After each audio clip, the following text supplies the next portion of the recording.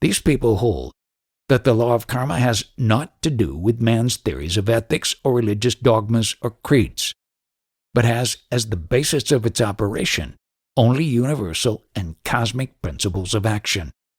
applicable to the atom as well as man, to the beings above man as well, and that these universal principles of action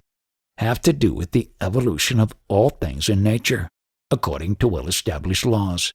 and that the evolving soul is continually striving to find the path along the lines of evolution, being urged to by the unfolding spirit within, and that that path is always along the lines of least spiritual friction, and therefore along the lines of the least ultimate spiritual pain, and that accordingly spiritual pain is an indication to the evolving thing that it is on the wrong path and that it must find a better way onward, which message it heeds by reason of the pain, and accordingly seeks out for itself a better way, and one that will bring less spiritual pain and greater ultimate spiritual satisfaction. This teaching holds that all material things are a source of more or less pain to the growing and evolving soul, which tends to urge it along the lines of least spiritual resistance, the least spiritual friction. It may be that the soul does not recognize the direction of the urge, and insist in tasting this material pleasure, so thought, and then that only to find that neither satisfy, that both are Dead Sea fruit, that both have the thorn attached to the flower, that all bring pain, satiety, and disgust. The consequence being that the tired and wearied soul, when rested by the lethal slumber and then reborn, has a horror and distaste for the things which disgusted it in its previous life, and has therefore urged toward opposite things, if the soul has not been satiated, has not yet been pricked by the hidden thorn.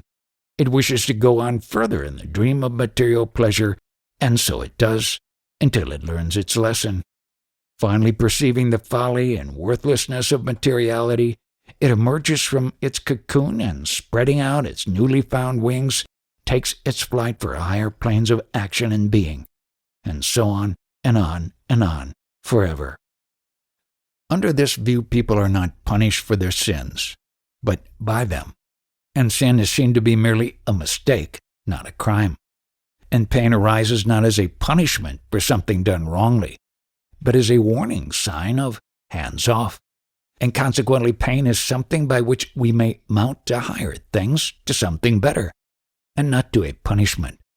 And this idea holds also that on the physical plane, physical law governs, and physical effects follow physical causes. Likewise on the mental plane, likewise on the spiritual plane.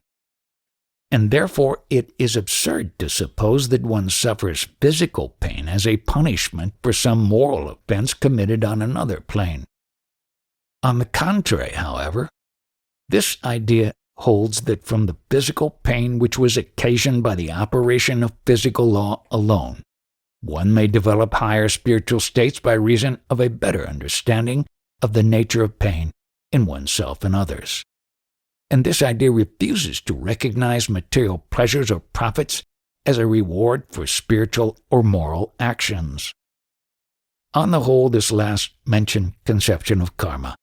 refuses to use the terms reward and punishment, or even to entertain those ideas,